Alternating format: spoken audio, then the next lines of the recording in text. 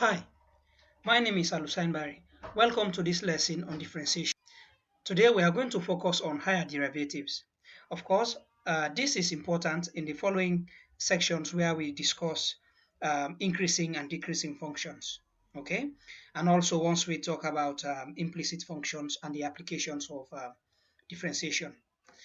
Now, earlier in our discussion, we said we have seen that if y is a function of x,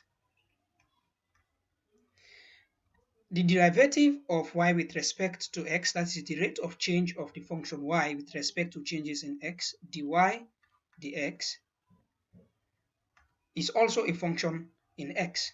Okay, so whatever it is we get as the derivative of y with respect to x by differentiating this function that results is also going to be a function in x. For example, if we say y is a function defined by x squared. If we find dy dx of this function dy dx, we are going to get a function that is also in x. Okay, so we say to differentiate a monomial, we multiply the expression by the power and then we subtract 1 from the power.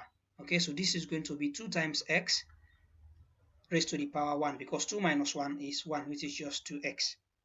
Okay, so this dy dx is also a function in x, right? So now we ask ourselves the question, what happens when we differentiate dy dx?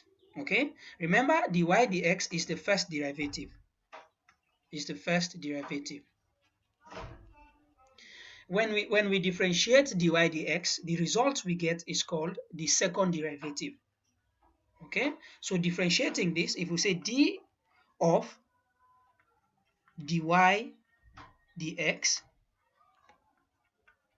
by dx, so we are actually differentiating the derivative that we got earlier, right? So in this case, if we differentiate dy dx here, we are going to do a similar process as we did earlier. We are going to multiply everything by the power, which is 1 here. If there is nothing indicated, then it means the power is 1, okay? So we say 1 times 2x is just 2x. Okay, and then we subtract 1. Sorry, we shouldn't say 2x. Let me get rid of that. It's just 2 because if we assume here is 1, while multiplying by 1, we are going to have to deduct by 1 as our rule. Okay, so now 1 minus 1 is 0, and x raised to the power 0 is 1 because any number raised to the power 0 is just 1, and 2 times 1 is just 2. Okay, so here the second derivative is actually a constant and not a function in x.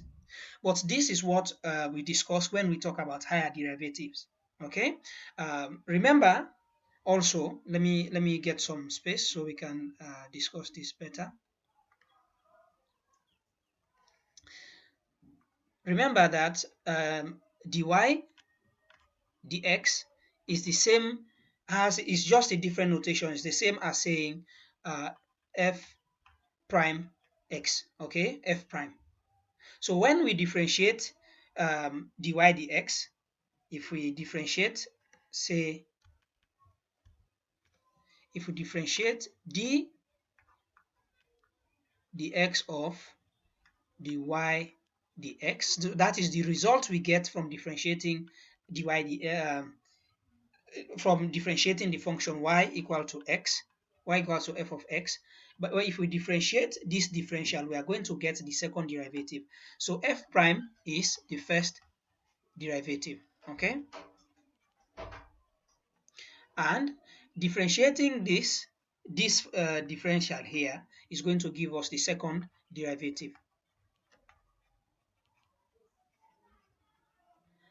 If we go on further and also differentiate the differential that we got in the second derivative, we are going to get the third derivative. Okay,